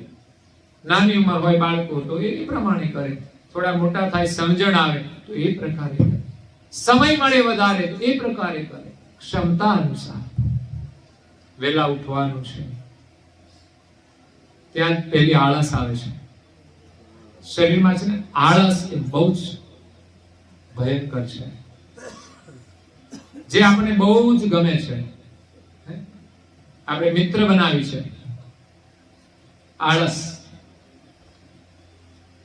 એની સાથે આપણે સ્નેહ છે, મોડા સુધી ઊંઘવાનું. આવું કિંમતી જીવન મળ્યું છે, ઊંઘવા માટે નથી મળ્યું. વહેલા ઉઠીને ભગવત સ્મરણ કરી લઈએ. પછી આપણું કર્તવ્ય ધર્મ હોય એ પણ ભગવત સ્મરણ કરતા કરતા નીતિ ધર્મ રાખીને આપણે કાર્ય કરીએ તો આપણે પરિવાર સાથે સુખી રહીએ. પણ જો કાવા દાવા કરીએ, ભગવાનનું નામ ના લઈએ, સીધા દોડવા જ માંડીએ, એમ જ વિશ્વાસ છે બસ આપણે મહેનત કરીશું તો કમાઈશું તો સુખી થઈશું, અને એ કમાવા માટે કાવા દાવા કરીએ, તો સમજવાનું કે આપણે સુખી નહીં થઈએ. કદાચ પૈસા મળી જશે પણ શાંતિ નહીં મળે. કંઈક ને કંઈક મુશ્કેલીઓ આવશે. કારણ ખોટા માર્ગેથી આવેલી સંપત્તિ આપણા પરિવારની અંદર કંઈક ને કંઈક કલેશ કરી દે છે. એટલે હંમેશા નીતિ ધર્મમાં વિશ્વાસ રાખવો. અને બીજું ભગવત સ્મરણ એ બહુ જરૂરી છે કે જે પરિવારની અંદર સંસ્કારનું સર્જન કરે છે, સંસ્કારનું નિર્માણ કરે છે. પરિવાર જ્યારે સંસ્કારી હોય ત્યારે જ સુખી થઈ શકે છે. સુવિધા અને સગવડ તો ઘણાની પાસે બહુ છે, લાખો ને કરોડો રૂપિયા હોય છે તોય છૂટાછેડા લઈ લે છે, પ્રેમથી નથી રહી શકતા. અને પૈસાથી પ્રેમ નથી ખરીદી શકાતો. પ્રેમ ન ખેતો में ઉપજે, કે ખેતરમાં આવતો નથી હો પાછો. ન પ્રેમ હાટ બેકાય, રાજા ચાહે રંક શિષ્ય દિયે લે જાય. જે શિષ્ય આપશે, અહંકાર આપશે ને, એને પ્રેમ પ્રાપ્ત થશે. એટલે ક્યાંય અહંકાર રાખવું જ નહીં. ઘરમાં કોઈ કાર્યની અંદર કોઈ અહંકાર નહીં રાખવા. લડાવવાનું કામ તો અહંકાર કરે છે. જ્યારે ગુરુનું જ્ઞાન મળે, એની કૃપા થાય ત્યારે અહંકાર છૂટી જાય. બધું એને સોંપી દેવાનું, એ કરશે બધું. અને આપણે જે કરવાનું છે કર્તવ્ય કરવા માટે હંમેશા અહંમેવ રાખીને કાર્ય કરવાનું. એમાં આપણે નબળા પડીએ તો કે આ તો આપણાથી ના થાય એમ કરીને છોડી દે. અને ન કરવાનું બધું તો અહંકાર રાખીને કરે. અહંકાર આવે ને ત્યારે ન કરવાનું કામ ગુસ્સામાં આવીને કરે. અને પ્રેમથી કરવાનું હોય તો ના ઉભા થાય. અહંકારમાં ન કરવાનું કામ કરી નાખે. તો એ પ્રમાણે પરમ ગુરુની દયાથી આપણે આ માયાજાળમાંથી છૂટવાનું છે. નિરંતર પરમ ગુરુના શરણમાં રહીએ, એનું ધ્યાન કરીએ તો આ મોહમાંથી છૂટી જઈશું. પરમ ગુરુનું સ્વરૂપ જ એવું છે કે એમાં જો પ્રીતિ થઈ જશે ને તો આ સંસારનો મોહ છૂટશે. એટલે પરિવાર સાથે આપણે પરમ ગુરુની ભક્તિ કરીએ, વ્યક્તિગત રીતે પોતાના નિયમો પોતાને અનુકૂળતા પ્રમાણે પાળીએ. પરમ ગુરુની દીક્ષા લીધી હોય, મંત્ર હોય તો મંત્રનો જપ કરજો. પરમ ગુરુનું પૂજન, ચરણ કમળનો મહિમા બતાવ્યો ને, તો પૂજન કરવાનું મહત્વ છે. એવું નહીં કે એક વ્યક્તિ કરી નાખે, પરિવારના દરેક સભ્યોએ કરવું જોઈએ. જેમ આજે કેમ બધાએ પૂજન કર્યું, એમ તમે પૂજન કરશો, એના આશીર્વાદથી આપણી ભક્તિનો ઉદય થશે. તો દરેકે પૂજન કરવું. એ પ્રસાદી કપાળમાં તિલક રૂપે લગાવવું. તુલસીદાસ ચંદન ઘસે તિલક કરે રઘુવીર.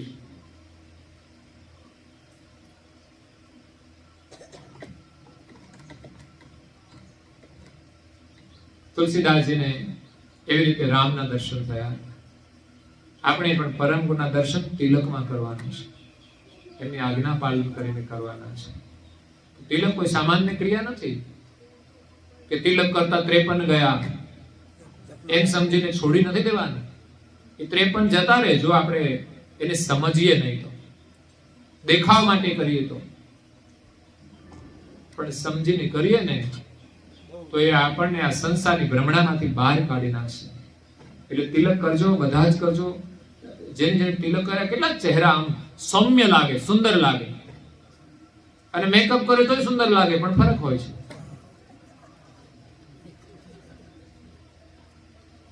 તિલક કરેલી સુંદરતા સદાય પ્રસન્ન રહે છે. મેકઅપ કરીને આવે ને તો ઘડીક વાર માટે એ પ્રસન્ન રહે, પણ ઘરમાં કોઈ કઈ બોલી જાય ને તો મોઢું બગડી જાય.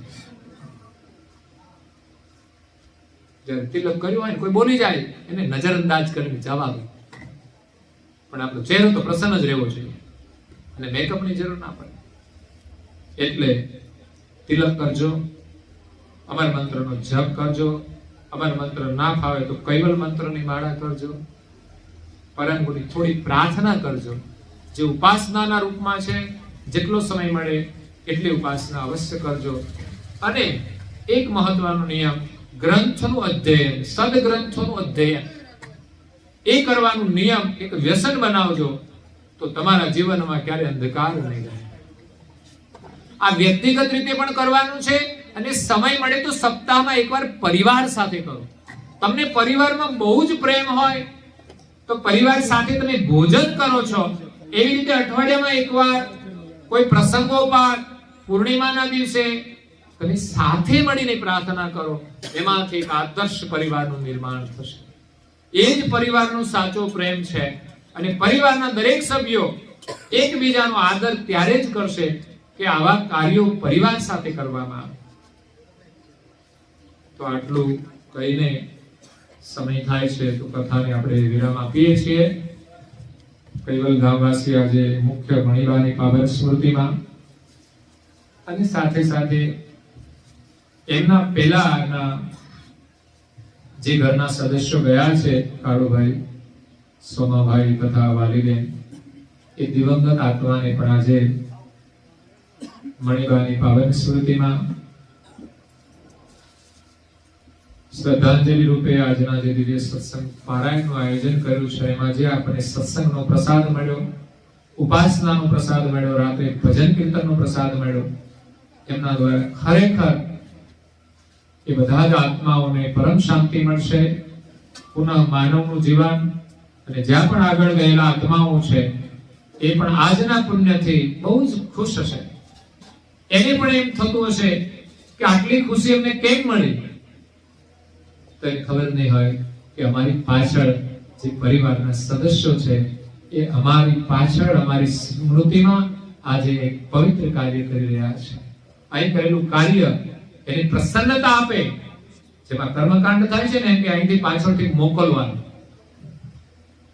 એટલે અહીંયા વસ્તુના રૂપમાં આદાન પ્રદાન કરે છે, ભાવનાના રૂપમાં ત્યાં એમને લાભ મળે એવા આશયથી. વસ્તુ રૂપે તો કોઈ વસ્તુ જતી નથી, પણ તમે સત્કર્મ કરો અને સદગત આત્માને પ્રસન્નતા મળે, એ જ મુખ્ય ઉદ્દેશ છે. આજે બહુ જ ઉત્તમ કાર્ય કર્યું છે, અને લોકોને પણ સત્સંગનો ઉત્તમ પ્રસાદ મળ્યો છે, પરમ ગુરુના આશીર્વાદ મળ્યા છે, એમની પવિત્ર વાણી સાંભળવા મળી છે. એ તમને અનેક જન્મો સુધી ઉપયોગી થશે. આજે સાંભળી છે, જ્યારે જ્યારે મુશ્કેલી આવશે ને ત્યારે અંદરથી બહાર આવશે, તમને મદદ કરશે, સહાનુભૂતિ આપશે, અને એના જ્ઞાનનો પ્રકાશ તમને ભક્તિના માર્ગે આગળ લઈ જશે. તમારી અંદર વિવેક દ્રષ્ટિ પ્રદાન કરશે, સત્યાસત્યની પરીક્ષા કરશે, હલકા ભારેની ખબર પડશે, એવા જ્ઞાનનો પ્રકાશ છે. આજે જે પણ નિમિત્તે સાંભળ્યું છે, પણ તમને બધાને પરમ ગુરુના આશીર્વાદ છે. સદગત આત્માઓની પરમ શાંતિ મળે, પરમ ગુરુના સાનિધ્યમાં અખંડ નિવાસ મળે, અને પરિવારજનો છે પારાયણ કરાવનાર જયંતિભાઈ, કાળુભાઈ તથા પરેશભાઈ, સોમાભાઈ, એ પરિવારજનોને પણ પરમ ગુરુના આશીર્વાદ છે. કારણ કે એમણે આ કાર્ય કર્યું છે, એટલે વિશેષ આશીર્વાદના અધિકારી તો એ છે. એના પુણ્ય રૂપે સદગત આત્માઓને શાંતિ મળે, પણ મહાપુણ્યનો લાભ તો કરનારને પ્રાપ્ત થાય છે. અને વિશેષ આજે બધાએ જે લાભ લીધો છે સત્સંગનો, એ બધાને પણ પરમ ગુરુના આશીર્વાદ છે, સગા સંબંધીઓને. કારણ કે બધા જ લોકો આજે સંબંધના નાતે સદગત આત્માને શ્રદ્ધાંજલિ આપવા માટે આવ્યા છે, ત્યારે ખરેખર આવીને આ સત્સંગનો લાભ લઈને સાચા અર્થમાં તમે શ્રદ્ધાંજલિ અર્પણ કરી છે. તમે બધા જ એ સદગત આત્માઓના ઋણમાંથી મુક્ત થયા છે. કર્મકાંડ વિધિનો આશય ઋણમાંથી છૂટવા માટેનો છે. તો કદાચ મા બાપના ઋણમાંથી છૂટવું બહુ મુશ્કેલ છે.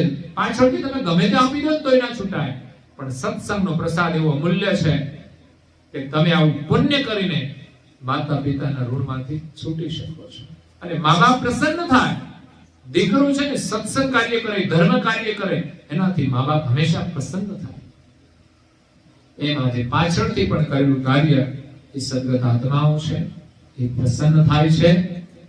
તો પરિવારના જે સભ્યો છે, યજમાન, એમને બધાને શુભકામનાઓ છે, પરમ ગુરુના આશીર્વાદ છે. હમણાં જ ભાદરવા સુદ પૂર્ણિમા આવે છે, એ શ્રાદ્ધના દિવસો છે.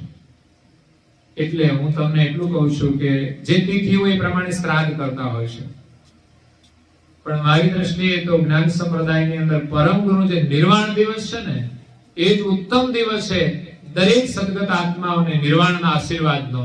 એ દિવસે આપણે વ્રત કરી પરમ ગુરુના દર્શન, એમના વચનો સાંભળી, સત્સંગ સાંભળી અને સદગત આત્માઓને તમે શ્રદ્ધાંજલિ આપશો તો એને આશીર્વાદ મળશે. એ દિવસે તમે શ્રાદ્ધ કરી દેજો, પૂર્ણિમા સેવા કરીને, પુણ્યદાન કરીને, પરમ ગુરુના સાનિધ્યમાં સેવા અર્પણ કરી સદગત આત્માઓને શ્રદ્ધાંજલિ આપજો.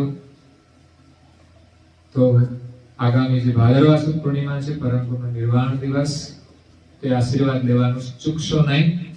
જે કોઈ આત્માઓને નિર્વાણ ગતિ પ્રાપ્ત કરવી હોય અને નિર્વાણ જે ગયા છે એમને આશીર્વાદ માટે આ ભાદરવા પૂર્ણિમા એક વિશેષ આશીર્વાદ છે. તો આ સાથે અહીંયા કથાને વિરામ આપીએ. અસ્તુ સત્કેવલ સાહેબ. શ્રી કૃષ્ણ સ્વામી મહારાજ કી જય. પરમ ગુરુ શ્રીમદ કરુણા સાગર મહારાજ કી જય. પૂજ્ય શ્રી નારાયણ દાસજી મહારાજ કી જય. શ્રી સબ કોયરાચાર્ય મહારાજ કી જય. શ્રી સબ સંત કી જય. શ્રી સબ દેવ કી જય. શ્રી જ્ઞાન સંપ્રદાય की जय. श्री गुरु गादी सासापुरी की जय. श्री कैवल धाम की जय. ત્રણ વાર પગે લાગવાનું છે, માથું નમાવી, ખોળામાં ખુલ્લા હાથ રાખીને પરમ ગુરુને પ્રણામ કરીએ અને આપણે માગણી કરીએ. સત કેવલ સાહેબ. બે હાથ જોડીને સત કેવલ સાહેબ. બાજુમાં બંને બાજુ બેઠા છે એમને પણ બે હાથ જોડીને સત કેવલ સાહેબ. સત કેવલ आद्य श्री स्वराज करुणेश केवल करता की. पूज्य श्री कृष्ण स्वामी महाराज की. पूज्य श्री परम गुरु श्रीमद करुणा सागर महाराज की. पूज्य श्री नारायणदास जी महाराज की. पूज्य श्री सब कुबेराचार्य महाराज की. पूज्य श्री सब संतन की. पूज्य श्री सब देवन की. श्री ज्ञान संप्रदाय की. श्री कायम पंथ की. श्री गगन मणि की. श्री निर्गुण धोणे की. श्री मुक्त द्वार की. श्री ब्रह्म क्षेत्र की. श्री सच्चिदानंद शाखा की. श्री अचंद अखाड़ा की. श्री अविगत गादी की. श्री बाल तिलक की. श्री रसोई करावे उनकी. श्री उनके माता पिता की. श्री उनके बाल गोपाल की. श्री उनके गुरु गोविंद की. श्री गुरु गादी सारसापुरी की. श्री कैवल धाम की. श्री दाता भोक्ता की. श्री बोल हरि गुरु महाराज की. परम गुरु श्रीमद करुणा सागर महाराज की. भोजन समय का साथ केवल साहेब. पगे लागी देજો ત્રણ વાર. તમે ત્રણ વાર પગે લાગીને થાળ ધરાવી દો. સત કેવલ સાહેબ. સત કેવલ સાહેબ. કેવલ અંશો સત કેવલ સાહેબ. બાજુ બાજુ સૌને સત કેવલ સાહેબ. ભગવાન જય અંશે આવ્યો આપ પાસે. શરણ માય અપનાવજો. પરમ ગુરુએ આત્માને શાંતિ સાચી આપજો. વળી કર્મના યોગે કરીને જે કુળમાં અવતરે ત્યાં પૂર્ણ પ્રેમે ઓ પરમ ગુરુ આપની ભક્તિ કરે. લક્ષ 84 બંધનો ને લક્ષમાં લઈ કાપજો. પરમ ગુરુએ આત્માને શાંતિ